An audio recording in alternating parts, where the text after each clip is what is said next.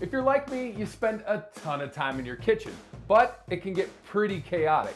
Lucky for me, expert handyman Sean Buino's here with a way to clear up some of that clutter. We're drilling into tile, mounting some brackets on a tile, and it's super easy if you have the right parts. Drilling into tile, you have to be really careful because usually it's a one-shot deal. You don't want to crack the tile or mar it in a way where it's not going to look good anymore. We want to make sure that we have the right drill bit, okay? So today we're going to use a carbide tip bit. The next thing that I brought along today is a hammer drill, and that's just the tool that we need to make the holes for our anchors.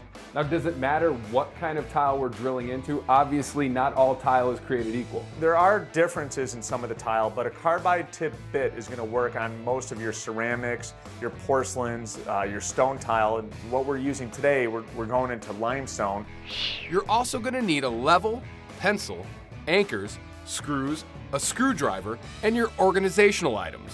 Sean, what is the first step in this project? The first step is to figure out what we're putting on the wall, where, and I want to mark it. There's plumbing, there's electric. How do we know we're not drilling into that? Now, I know the plumbing pipes don't go up to the next level, but if this was an apartment building or a condo building where we had a kitchen above us, that is definitely something we'd want to watch out for. We have our holes marked and it's time to drill. The number one rule for this project: don't skimp on the drill bit. It's important that the bit is compatible with the tile.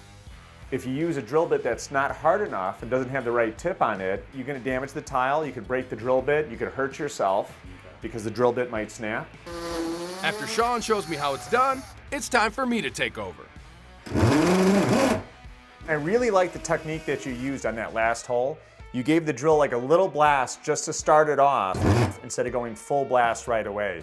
That gives the bit just a split second to catch into the stone or the tile, and then it's a lot easier to push through after that. We have our 4 holes drilled, but obviously we need something to hang it off from. That's right. And we're going to use a little anchor. This is the same type of anchor that you would use in drywall. And we've got the hole in the tile, so we're not really holding into that. We're holding into the drywall behind. So once the fastener goes into here, this expands to plug the hole. So go ahead and just plug those into the holes that we made. The next step is to mount the bracket, but we're not going to fully tighten it until we double check with our level and make sure our level is completely level. Thank you. The last thing you want to do with the last turn of a drill or a screwdriver is crack the tile. Yeah. So you want to be really careful with those last few turns and make sure it's secure, make sure it's tight, but you don't want to over tighten as well. We make sure the bar is level one last time before putting the final turns on the screws. We test out the first organizer and then go around the kitchen, drilling, anchoring, and screwing in the other organizers. That was a real easy project and it didn't cost a lot.